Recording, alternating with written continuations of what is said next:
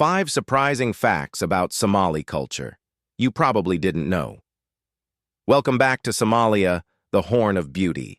Today we uncover 5 amazing facts about Somali culture that will surprise and inspire you. Fact 1.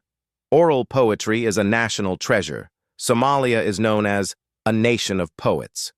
Poetry isn't just art.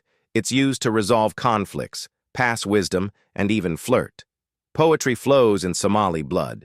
Some well-known poetries include Sayyid Mohammed, Kamam Bulhan, Abshirba Adla, Ali Du, and Dodan.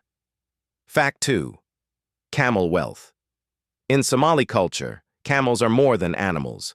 They represent wealth, status, and even love. A bride's dowry is often counted in camels. Fact 3. Deep respect for elders hold great influence. Their word carries power in family, clan, and community decisions. Respecting them is not optional, it's tradition. Fact 4. Hospitality is a way of life. A guest is considered a gift from God. Somali people will offer you the best food and shelter even if they don't know you. Fact 5. The role of Islam. Somalia embraced Islam in the 7th century, making it one of the first African nations to do so. Religion shapes daily life, customs, and values.